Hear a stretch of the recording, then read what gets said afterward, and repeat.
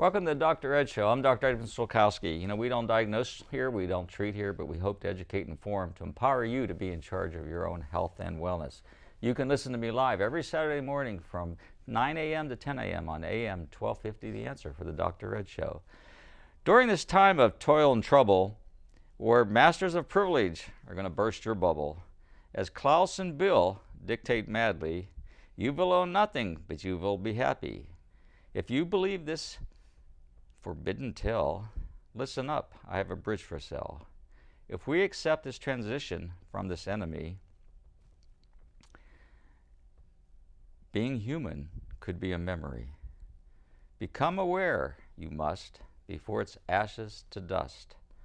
All these signs are as bright as neon as we enter into the dark Aeon. This is the awakening we are telling from the words of author Joe Allen. Let's welcome author Joe Allen to the show today. Joe, welcome to Dr. Ed Show. Very Christmassy rhyme. Yeah. Apocalyptic, dystopian, the ghost of Christmas future. Yeah, it's sadly to say that could be what's happening here. And Joe has written a book called The Dark Aeon. And I suggest you get out and get it now. And we'll talk about where to get it. I got this particular book from Barnes & Noble. But in any case, this book is about possibly our future and maybe our fight for being who we are and how we live today. So there's some important information in there, but we're going to talk a little bit about your background, Joe, and where you came from in order to bring these concepts together in your book. So tell us a little bit about yourself. Well, I was very much a provincial redneck growing up out in the sticks, and I think that the constant exposure to the sticks gives you some impression of how far away from nature a society can really get. Gives you a benchmark, so to speak. So you lived out in the country and on a farm, or just in the woods? But it was on the edge of the forest. My step-grandfather was a farmer, and I spent a lot of time, hopping around hay bales and climbing in barns. But no, I myself was mostly a ne'er-do-well, so I didn't do a lot of work myself. So you live a little closer to nature. Absolutely, and so as I got older and really in my early teens, I just became, for various reasons, suspicious of the various technologies in our lives. The first thing that really hit me was the mind control element, the way in which a television screen could completely sway the mentality, the emotional state, the sense of reality that a person or an entire population has. And that's understandable, because you're looking at a picture which is very visual, and most people are visual, and you're inviting what's ever being presented on that screen into your home, and you have a captive audience. Movies do the same thing, correct? Absolutely. Something about film has much the same effect, but something about the ritual of going to watch a film somehow gives it a pass in my mind. Luddism is not necessarily an exact science. It's very much about aesthetics, I think. I think it's very subjective and very particular. But you think about the medium of film, and when you go in, it's sort of a ritual. There's an invocation, the film plays, there's a kind of closing, in a sense it banishes the demon, and then you go out and you maybe discuss the film, maybe you take your date home and give her a kiss on the cheek, whatever the case may be. Like a dinner after, relaxation period. Television, on the other hand, is just a constant stream. And it's not to say that television doesn't offer a lot of fantastic art. Obviously it does. It's very much an extension of theater. But, one of the real things that chilled me very early on was the emergence of the internet, kind of, as I saw it, kind of intrusion of the computer into the home. I was at once fascinated and horrified by it. I was definitely that kid who was afraid of the toaster, so to speak. I was freaked out by a household appliance, various appliances. But with the internet, what you saw is you're getting farther and farther away from the most primal, the most primitive forms of theater, in which you are enacting and reenacting a mythos in order to establish it in the culture, and that extends. It becomes ever more elaborate as you go into, especially in Europe, the European theater. But something about the television, and then later on the computer, the addictive quality of it, the hypnotic quality of it. And then of course, growing up in the 80s and 90s, it was getting clearer and clearer as time went on, the propagandistic elements. And the internet offered a lot of freedom, right? The internet offered the freedom to break through the programming of the TV set. People always talk about, they don't call it programming for no reason, right? It's a great old boomer quip. But the internet offered a sense of freedom, a sense that you yourself had the choice. And that was true to a large extent. And in the early days, the internet really was a bastion of free speech, of free thought. A lot of ideas cross-pollinated that would have never cross-pollinated otherwise. So obviously there's good elements to it. But early on, you could see how the darkest elements of human nature had already crept in.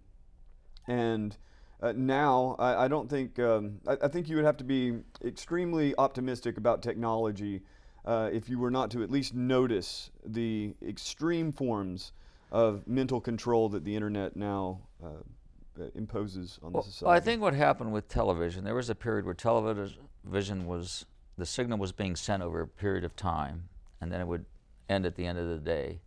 And then when it became this 24-hour thing, and you're constantly repeating the same information over and over again, I think that's when there was a big change in that propaganda, because now you can constantly stream it. It's constantly entering, it's the same thing over and over again. And if you started going from one channel to the other, and you watch news, for example, the typical newscaster, and you switch channels, they're all saying the same verbs. They're all, right. It's the same nouns, the same verbs, the same story, almost verbatim. And this is a threat to our democracy. Yeah. That's like a whole nother show just talking about that. And then when the internet came on, I mean, at the beginning it was kind of a joke. You want to download something, it took half a day to download something, so it wasn't all that fantastic until the speed started to come up, and then you started to get in there and Google came on. So we're talking about technology here, so I think we need to define what technology is.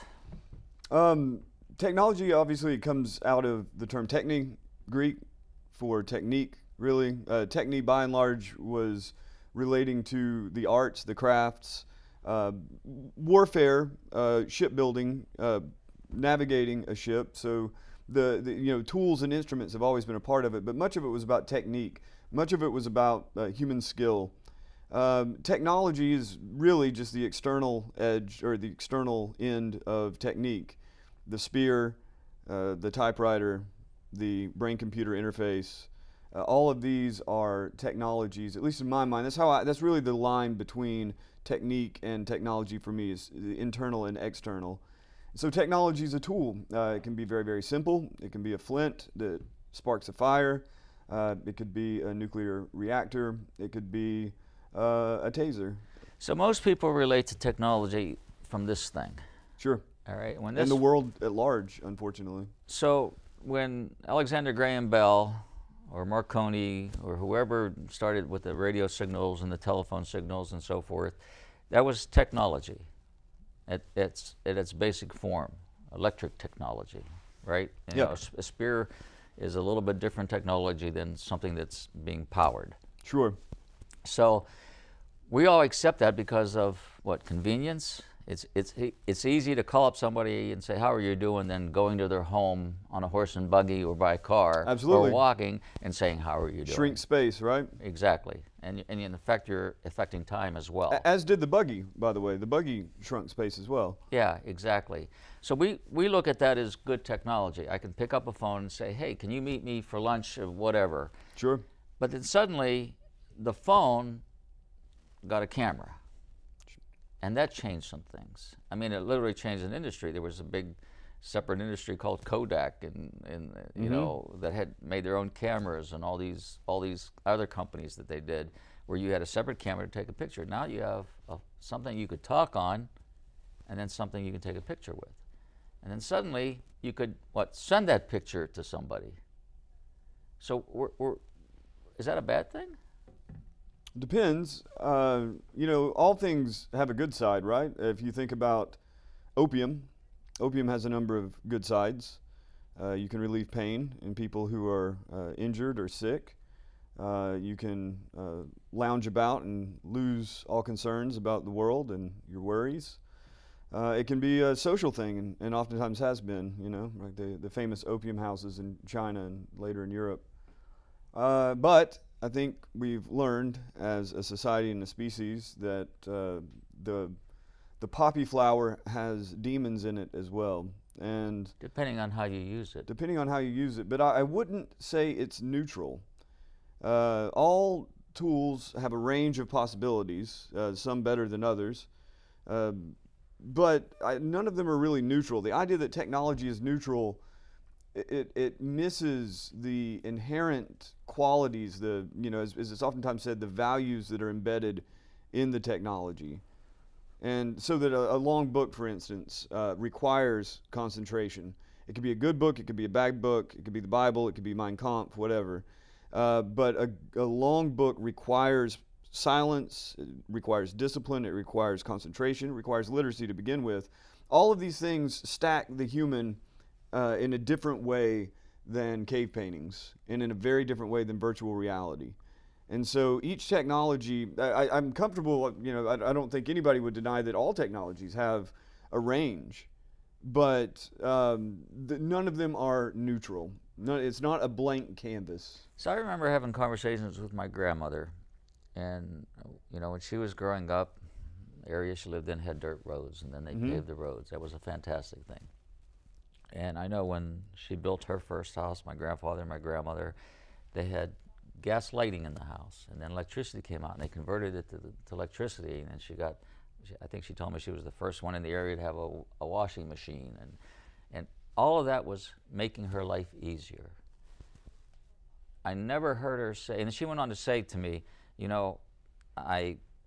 TV came out. We used to sit in front of the radio, then TV came out, then it was color TV, and then I'm flying on an airplane, then I see somebody go to the moon. And I would never imagine in my life that I could see this, or I can experience this, or understand this. Right. I never heard her say one thing, any of it was bad. Why would she? Unless she got hit by a car, she wouldn't have much reason to, would she? Exactly, but I think at the time when all those things were being developed, it was for the good of the people. It reminds me of my own grandparents. They saw canned food as being this incredible luxury. And they would stack cans and cans of food. But one of the downsides of that for them, and for the same thing with fast food, is all of the toxins, all of the preservatives, and just the kind of poor quality of the food. And the can liners and but so they forth. they would have never, even as I became a teenager and was filled with that sort of that sort of suspicion that and by the way, it's really important to note that having suspicion of technology, especially a technology that makes your life easier, really is a luxury position.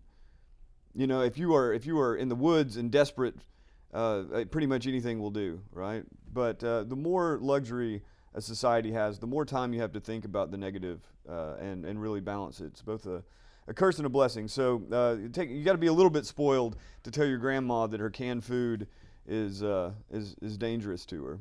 And you know what? They lived to be old, so maybe it wasn't as bad as I thought. But without sticking on the canned food, I think that it really, you consider that generation grew up with dirt roads, walking barefoot, getting hookworms, all that stuff. Those are people we knew. And yet now, today, things have come into existence that are that they would have never believed. Things that are commonplace now, such as virtual reality, and it's getting better and better and better.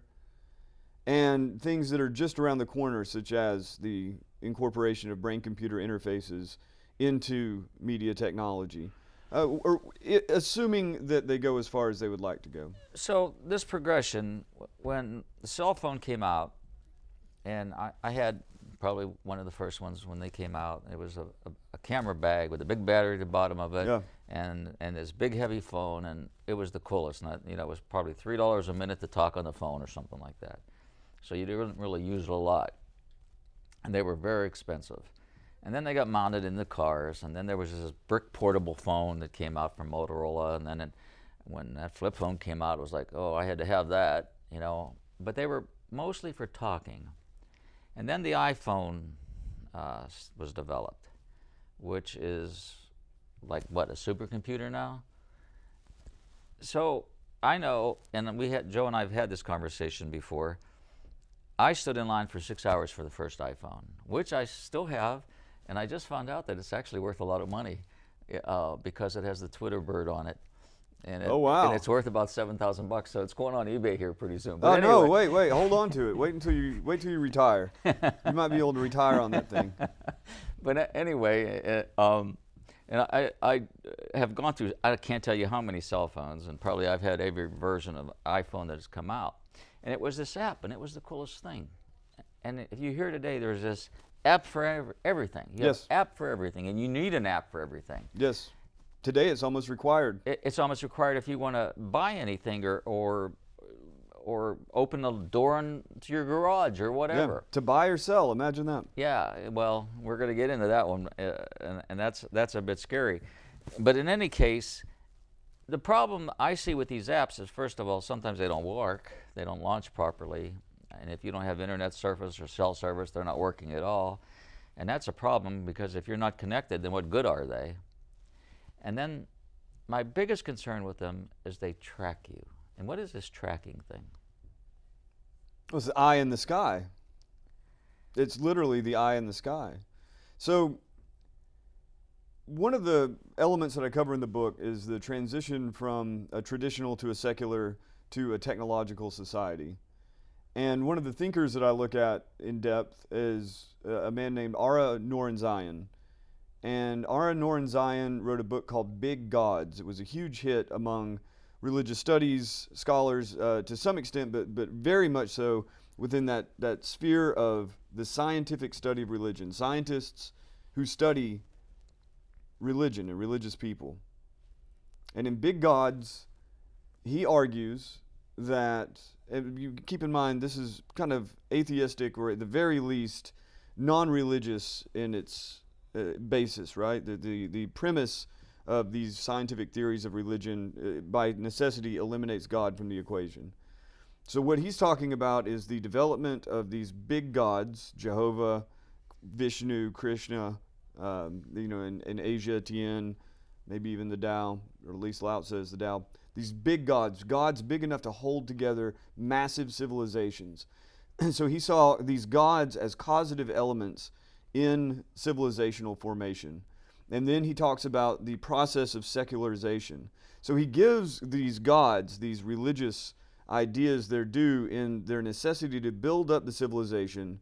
And then he talks about the way in which a secular and especially a technological society, as he puts it, kicks the ladder out from behind us and allows us to live now without those gods, because those gods have now been replaced by human institutions, by democracy, by big government, and especially by big governments that are able to surveil their populations. They've taken over the role of a God that can see everything that you do and can either punish you for what you've done wrong or perhaps reward you for what you've done right. So that's called control. It's called a social credit system in China, and it's called Facebook and Google in America. And that's here now. Yes. In America, it's pretty gentle. In America, you get more rewards for doing good than punishments for doing evil on social media, unless you say the wrong word in public or something like that, and the digital system turns against you. So, but in both cases, I would say that Ara Norenzayan, while I disagree with the atheistic premise of his theory, I think his observation of the progression from traditional to technological societies is largely correct, and that big tech, Yuval Noah Harari makes the same point, big tech has become a new priesthood, and the new gods are technological. So you're looking at technology far beyond what a cell phone is. So there's cameras everywhere, and that's keeping a visual eye on everything. You have what else going on? So if you think about the surveillance system as it is now, just looking across some of the most important elements, maybe the most important element is the smartphone. Everybody has it in their hands. It's creating just waves and waves of digital exhaust. It's basically any third-party aggregator, of course, Google, Apple, Facebook, Amazon, they all have their own programs. They sell it back and forth to each other. But each person is creating this mosaic of themselves, the sort of digital twin on the other side of that black mirror. And as you create that, it's used to create models of you, right? But the most important thing is the models of the human mind in the aggregate, because that's where the money is, right? That's where the votes are. That's where the control is. Outside of that, of course, you have ubiquitous surveillance cameras in any developed nation. And you also have various other sensors that are more subtle and perhaps less ominous unless you get into a situation like in China where resources can be cut off like that. So, of course, monitoring how much power someone is using in their home, how much fuel they use in their travel. This is the so-called smart city. The smart city, by and large, aside from making a city and the infrastructure more efficient, the smart city, by its nature, again, it's not neutral. It can never be neutral. You can use it different ways. But by its nature, the smart city is a surveillance state. And it's surveilling everything you do, including the resources you consume. And you can put protections in place. You can say the state cannot look at you in the bathroom. You can say the state cannot manipulate you on the basis of your race or your gender. But what you cannot do in that situation, unless you make it completely useless, is to have total privacy. You cannot go dark in that system, or the system doesn't work. It requires surveillance. So again, without a real sense of the divine, without a real deep sense of God and a deep connection to God, and I'm not sure how many times that's been achieved in human history. I would suspect that there have been very few flowerings of those sorts of cultures within larger civilizations. But without that, all you have is a husk. And all you have is the technological system and the humans behind that system, and they are, in effect, playing God, even if it's in the aggregate. The council, not unlike the Elohim. So, in theory, that's a good thing unless the people in control are nefarious. Right, you got good gods and bad gods. Now, you might say, well, this is kind of a strange situation that we've ended up in where human elites function as de facto deities. But if you're not religious, if you're atheistic, there's nothing blasphemous in that at all. You just got to hope for the best big God. So you're talking about the social credit score. Now, we have something like that already that's been implemented for years, and it's our financial credit score. Yeah. And, you pay your bills on time, your credit score goes up. You don't pay your bills, you're late, you're whatever, you default, whatever the story is, your credit score goes down. Well, why is that such a big deal? Well, okay, you can't get a car, finance a car, you can't finance a home, you can't get a credit card. Credit cards make your life easier. If you get stuck on cash flow one month, you can charge something and pay it off the next month, whatever. Right. But there's also little intricacies in there. You go buy something this month and it lowers your credit score. Let's say you buy $10,000 appliance in your house and you put it on your credit card. Well, 30 days later, that comes due, but that $10,000 credit that you have that you've used lowers your credit score, even though you're going to pay $10,000 off and not carry a balance. So they have all these little things that could be manipulated to make it work for you or not work for you. Sure. You can, if you pay that $10,000 off before the 30 days, before it even shows up, then it doesn't impact you. So if you really want to work there's a system to work it. But with a social credit score, that's a whole different story, because if you're going against the narrative, they can give you a negative social credit score and cause you not to want to buy and be able to buy something. Is what happened? I mean, this is the policy in China, but in America you also have that. It's just not as widely enforced. If you speak certain blasphemies consistently in America, you can be debanked. You can be completely barred from certain establishments. You can be Sometimes, in some cases, you can, for instance, there was legislation, I don't know how widely enforced, that if as a landlord you misgendered your tenant, they could sue you into oblivion through the state. That's just one of many, many examples in which ideology is manipulated, oftentimes through the market system, through the capitalist system, through the kind of freedom of association for large corporations as opposed to normal people. So we have something like the social credit score in America, but in China it's much more explicit. It's literally a score. And most of the things that they're looking for are literally just social behaviors. They want people, because China is a notoriously, they're the people, like the lower class people, the working class people, are notoriously pushy, kind of notoriously crude, and so many, and kind of chaotic. Oddly enough, they have the reputation for collectivism and order, but you know, in the countryside and in the poor neighborhoods in China, that's pretty chaotic. So a lot of the social credit score is about socially engineering politeness. Don't jaywalk, don't spit, don't, you know, be rude, don't be mean to people, you know, things like that. Don't throw your trash out in the street. It's literally, that's much of what the social credit score is about. But it's also about your opinions on politics. And they can if ban you speak out against the Communist Party, and they will either punish you through the social credit score, meaning you can't buy certain things. Can't go on a public transportation. You cannot move outside of your city. You can't get certain jobs. Can't leave your apartment sometimes. That's right. And so, but in America, it's done very different. In America, a lot of it's done through corporations. And, you know, conservatives, I think the free market is, in fact, the most natural and the best economic arrangement we can have. But the consolidation of power and wealth in corporations basically creates de facto states within states, and they enforce the Western social credit score. So an example of what you're talking about during this pandemic, whatever you want to call it, you were told no masks, wear 3 masks, wear 2 masks, whatever the mask, and there was a great quote in your book, the mask holes, were at the time. Stores wouldn't allow you to enter if you didn't wear a mask, even though there's no science the mask did anything. In fact, there's science against the mask protecting the virus from entering. You know, it didn't do anything. That's an example of what you're talking about. Same thing, like I know in New York City, if you didn't have a vaccination passport card saying that you were vaccinated, you weren't allowed to enter an establishment. That's what you're talking about. These are previews to much more totalitarian systems that may arise, or pretty certain to arise in some parts of the world. Yeah. And your book, Dark Aeon, and it's Transhumanism and the War Against Humanity, kind of outlines step by step what's happening. And do we have hope there? I have all sorts of hope for a few of us. Okay, awesome.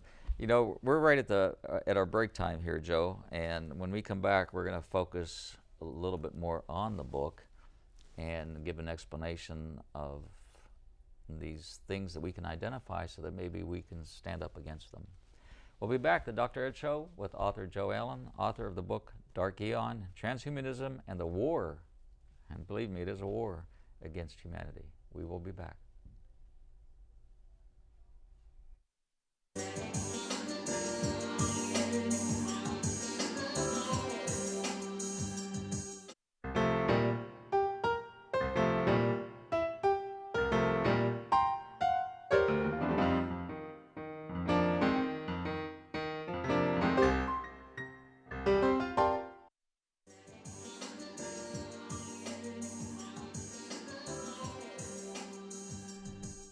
Welcome back to the Dr. Ed Show. I'm Dr. Edmund Sulkowski, and we're back with author Joe Allen, author of The Dark Aeon, Transhumanism and the War Against Humanity, and the fight with technology, the good and bad of technology. That's the topic of the show today. You know, Joe has not only written the book, The Dark Aeon, but he's written Chronicles, for the Chronicles, The Federalist, The National Pulse, Salvo, Protocol, the Journal of Entertainment, Technology, Industry, and I don't even know what that is, Joe. But a few people do. Yeah, but you're doing a lot of writing for groups of or organizations that are supportive of technology or informing of the downside of technology? I mean, the publications themselves, most of the publications I write for, it's not necessarily a focus, right? The only one on that list actually is Protocol, the Journal of Entertainment Technology, or the entertainment technology industry. That is as pro-technology as you get. I mean, the Protocol basically is designed to, or the purpose of the journal is to keep people up to date on the latest entertainment technologies, lights, cameras, you know, and of course Lights, big cameras, staging action. technology. Yes. So, and that's, you know, that's the business I came out of, and I wrote a fair amount for them on the topic of rigging, entertainment rigging. I would cover their rigging conferences. So anyway, yeah, I'm pretty much a lone crank in most of these outlets. There are a few others whom I appreciate quite a bit. And then as far as the general landscape goes, though, of commentators on technology, not that many people put the emphasis on the technology itself maybe as much as I do, but there are a number of really, really wonderful people writing about this stuff. Patrick Wood covers especially technocracy, but also transhumanism as a concept.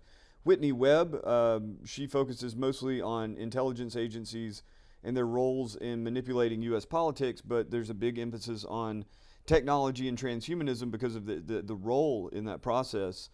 Jennifer Bilek, who has traced a lot of the funding that is going into the transgender youth movements and transgender politics in general. All of these people, and many, many others. Another really important one, if I can mention, John Kleisick, author of School World Order, and just about e-learning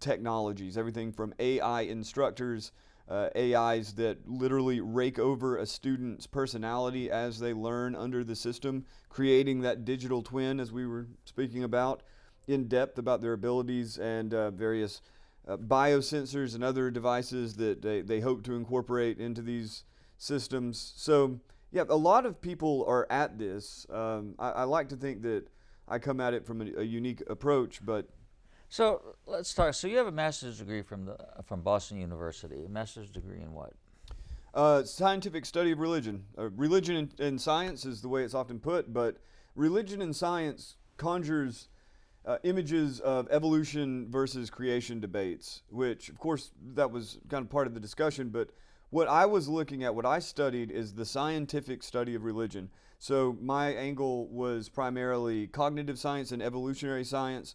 What does cognitive science have to say about religious psychology or religious social institutions? What does evolution, the theory of evolution, have to say about these religious elements? And there are a lot of other elements that go along with this, of course.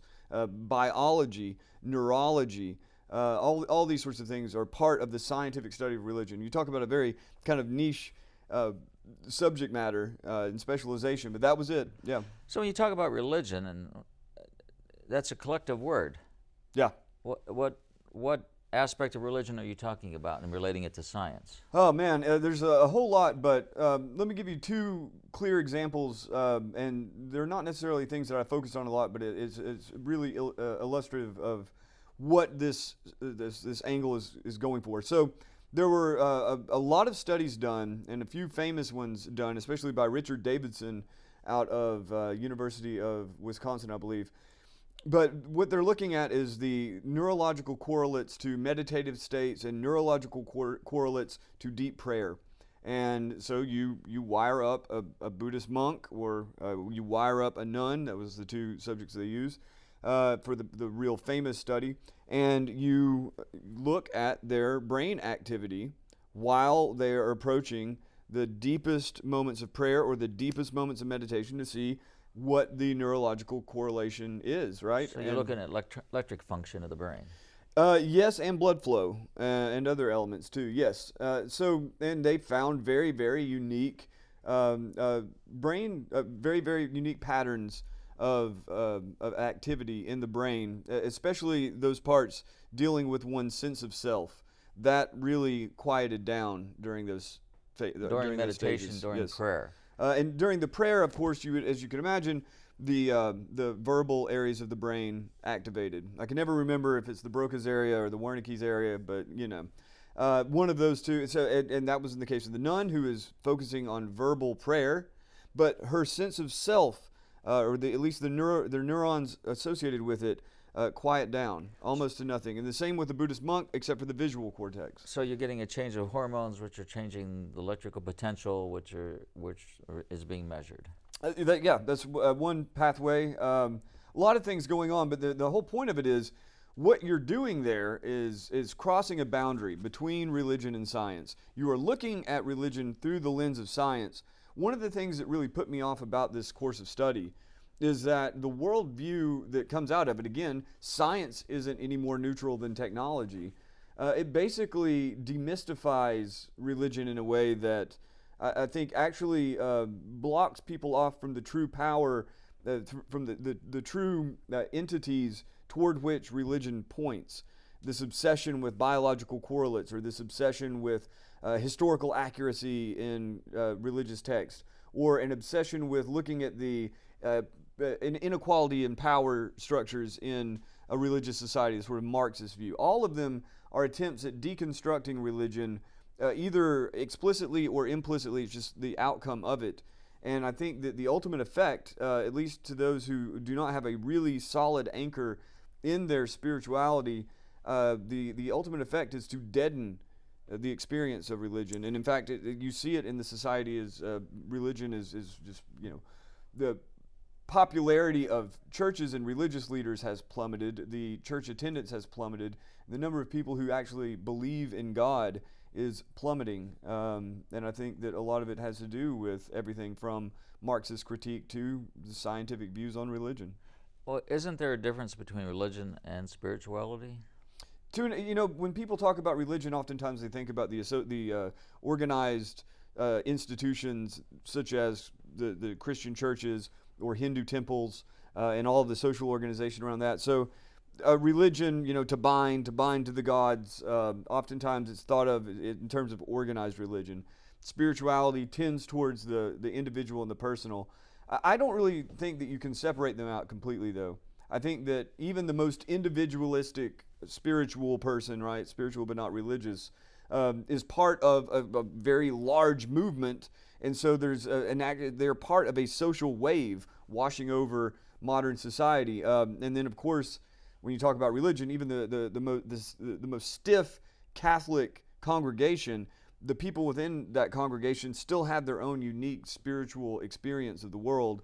So yeah, it kind of represents two different poles. Because when you talk about religion, you're talking about specific dogmas for that religion, and every religion has a different dogma. Spirituality, to me, is something different. And although that dogma may trigger that spirituality, I mean, you can be spiritual, be a Catholic, be spiritual, be a Presbyterian, be spiritual, being a Buddhist. Correct? My assumption's correct? I feel that way. Yeah. Okay. So you mentioned evolution and religion. So what's the evolution aspect of it? So obviously there's the classic debates, the debates between evolutionary scientists and creationists. Again, it almost never came up. The course of study that I took just assumes evolution as the best explanation for the rise of life and the rise of culture, and also even the rise of religion. Now, I don't believe that. That's a heavy assumption. I don't believe that. Well, it's the only way you can move forward in any kind of scientific endeavor. I mean, creation, I actually have a lot of sympathy for creationists, the intelligent design camp, but having gone, I've read a lot of their books, I've gone to their conferences, I know some of these people. I hate to say it, but maybe it's because of the sheer power of funding and institutional support, but the Darwinian theory of evolution is much more coherent and has explained much more about biological phenomena than intelligent design does. And I say that as somebody who actually, I believe that the intelligent design guys are on the right track, but I don't think they've accomplished what evolutionists have done. So anyway, again, what I was looking at was religion through the lens of evolution. So I argued a number of points from intelligent design, not spectacularly well, But the paradigms that are forming around the scientific study of religion, you have to at least understand the underlying principles that lead to this worldview. So it's a big part of the book. It's a big part of the transhumanist or the post-humanist or just the techno-religious point of view. The idea rests on evolution, the accumulation of layers upon layers, beginning with just the natural world, the cosmology, the biosphere, our bodies, the neurological space, right? The uniqueness of the human brain. Again, you just think of it as a worldview not unlike the images of Christians of heaven and then earth and then the hells below and all of the entities that occupy that. Sweep that aside, and now you start looking at it in terms, and instead of starting up here and going down from God down to the hells, you begin with the hells and you work your way up to God. And the idea is that biological evolution gives way to cultural evolution by virtue of the human brain's complexity. The cultural evolution inevitably leads to greater and greater technological sophistication, and technological evolution begins to take off beyond the culture, feeding back into the culture. And according to the most daring or the most deluded transhumanist, post-humanist, depending on how you want to look at their point of view, technology is itself gaining a life of its own. Max Tegmark, the MIT physicist who is quite popular now due to his stance on AI, Max Tegmark calls this Life 3.0. It is itself becoming alive. Artificial intelligence is itself moving towards consciousness, and the robotic mechanical bodies in which it inhabits should be, in their worldview, should be considered a kind of biosphere or a part of the biosphere, a kingdom of life, a new kingdom of life. So if you talk about evolution, and we don't want to focus on evolution because we're going to get into transhumanism, but when you look at it, in its basic form, the theory is a single cell in the water ended up becoming whatever, becoming a fish, walking on land, becoming a monkey, becoming a human, whatever. Okay, Yeah. Except there's not one line of evidence that that ever happened. I would disagree with that wholeheartedly. But Please do. well, I don't want to get lost in an evolution versus creation debate. But I think that the evidence of the fossil record is profound. I think that the evidence from comparative genetics is profound, and just the old school comparative morphology and behavioral ecology, looking at animal behavior versus human behavior, things like that. I think that no, there's no proof. There's a big difference between shred of evidence and proof. There are many shreds of evidence. There's no proof of macroevolution, the jump from one species to the And next. that's what I'm referring to. Well, that's the nature of fossilization, though, right? I mean, think about how many bazillions of creatures have ever lived and the scant number of fossils we've ever seen. And they have, and if you look at the fossil record and you look at it in light of the placement of the fossil in the geological strata, you see a clear progression. You see clear transitions from one to the other and the disappearance of certain species. And yes, it's knitted together by imagination, the human imagination. Evolution is a dream world. It is made up, right? It's a story. But it's a story that has data that backs it up all along the way. And I would argue that religion also has evidence. It's just sort of the same thing, right?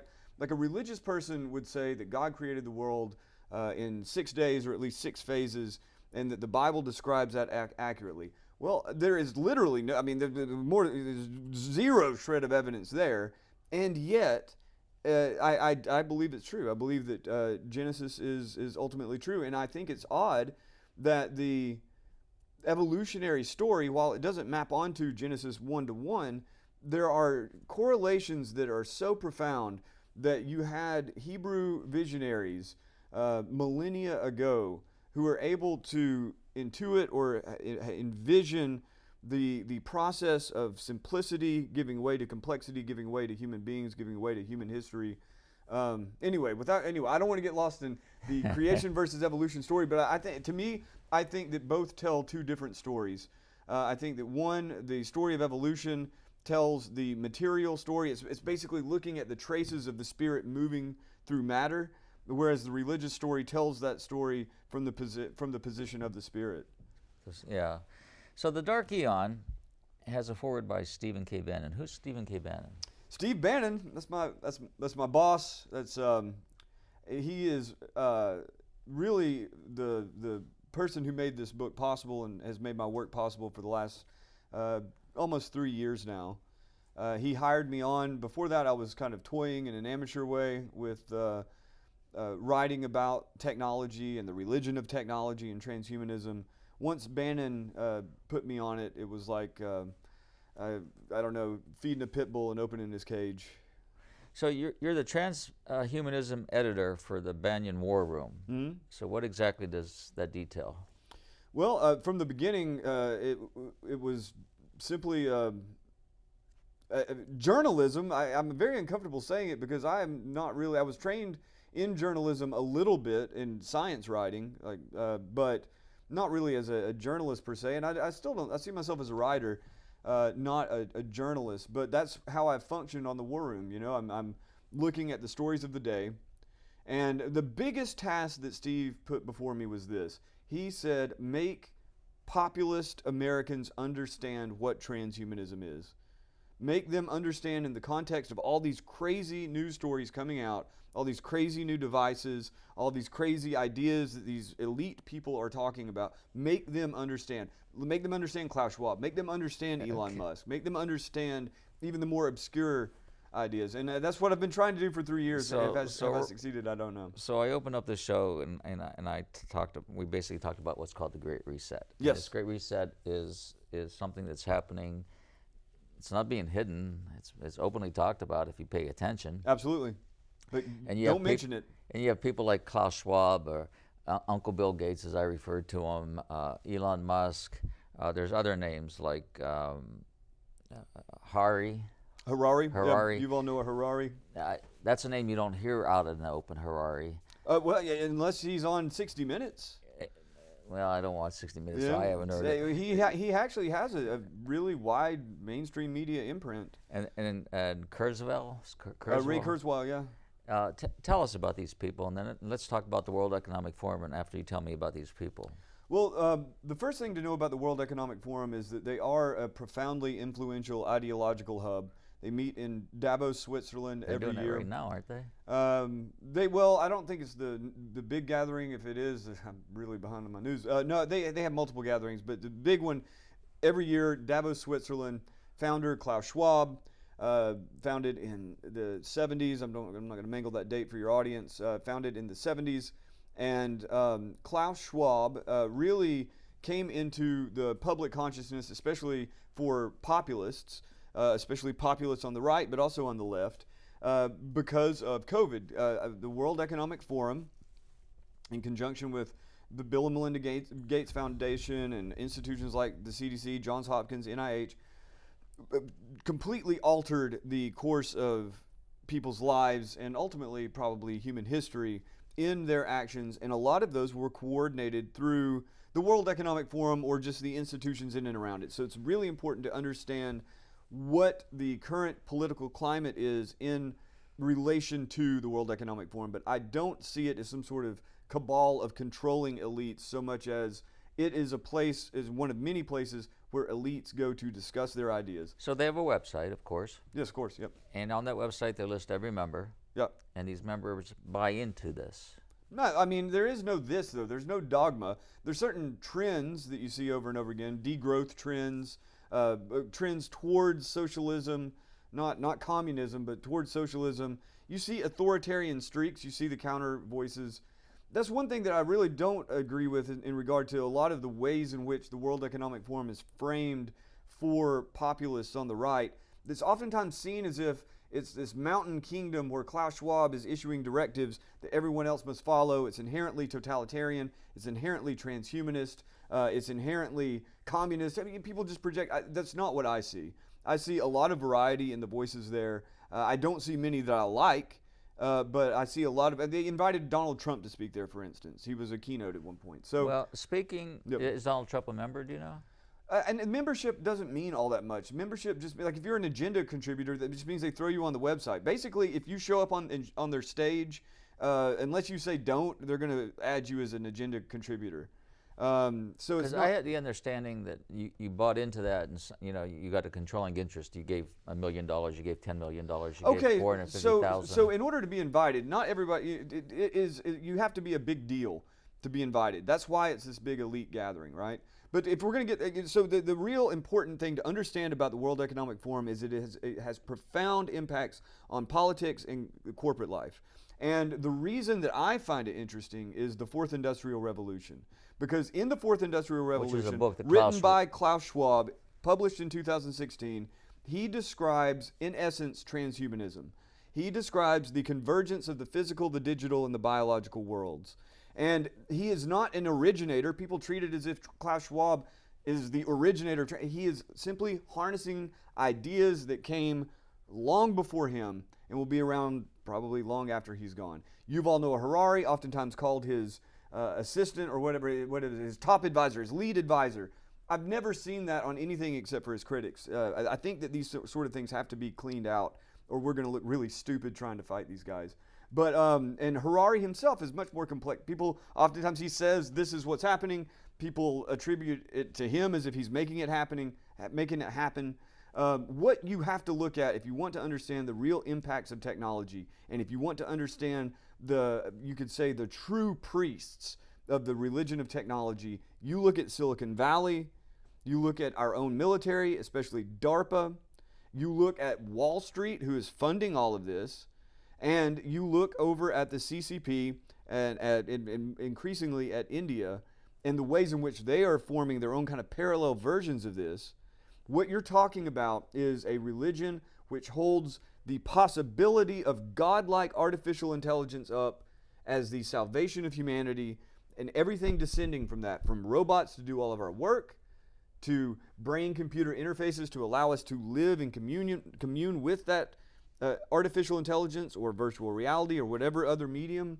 And then, of course, the physical, to alter the brain in accord to the ideals that are in many ways identified and can be reached through artificial intelligence, to literally have feedback loops between the human mind and the culture, the wider culture, and these AI systems, and the direct intervention into human genetics, which is just now starting to come online.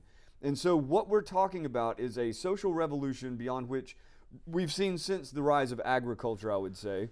And the World Economic Forum is important because they give voice to these people. They're the but voice. the real They're the power is in, it's very difficult to name one, but the real power is the triad that I hold in my own head, the concepts I hold.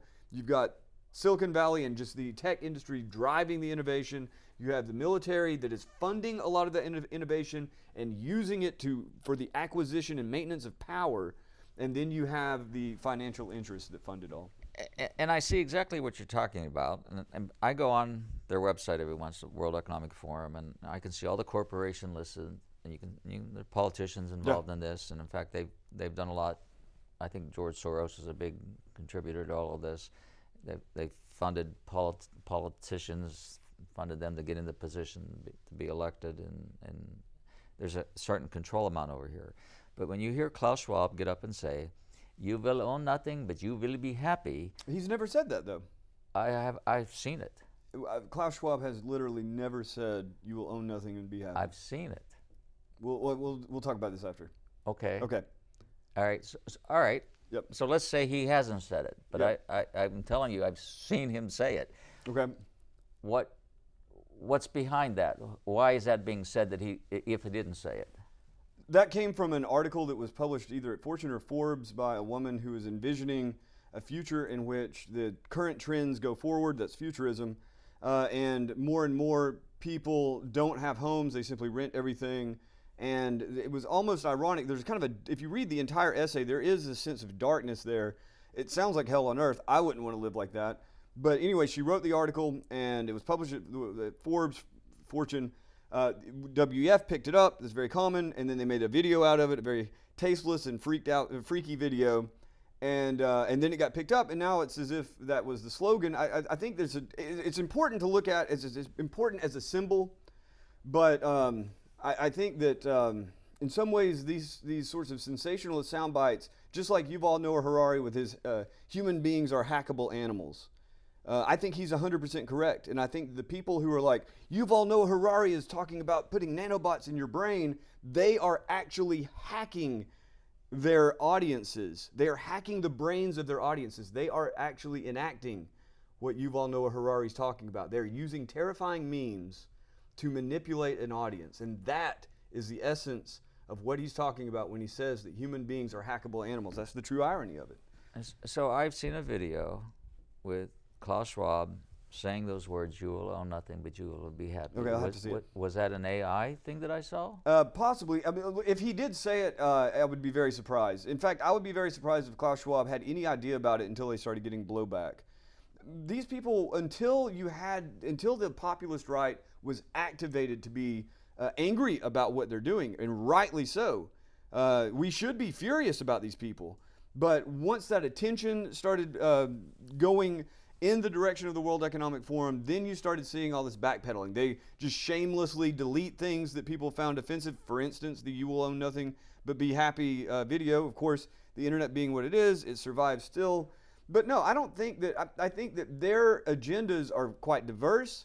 I think their agendas, you can't pin it down into a single soundbite, not even the Fourth Industrial Revolution. It's more complicated than that. But I also think the agendas coming out of Davos, the way in which they are profoundly influential on the Democratic Party, the deep ties to Wall Street and Silicon Valley, that it's really important to understand at least one thing, and that is these people are motivated by their own interests, and we do not share those interests. They are not concerned about us, overly anyway. They are concerned about bringing us into their ideal world, which to me, again, to them it sounds like heaven. To me, it sounds like hell. And I'm on that page. It sounds like hell to me, and I certainly am not going to be one of the fighters, because I don't want to live my life like that, whatever time I have left. So this is Joe. We're at the end of part one of our conversation here, and we're talking with author Joe Allen, The Dark Aeon. When we come back to part two of the show, we're going to focus on this book and tell you where to get it. So remember, a healthy pet is a happy pet, and when they're healthy, when you're healthy, you're happy as well. Also, you can see me, hear me live every Saturday morning from 9 a.m. to 10 a.m. Joe's got me thinking about a million things over here. On 12:50 a.m. The Answer, and that's with the Dr. Ed Show. God bless. We'll talk to you next time. Bye-bye.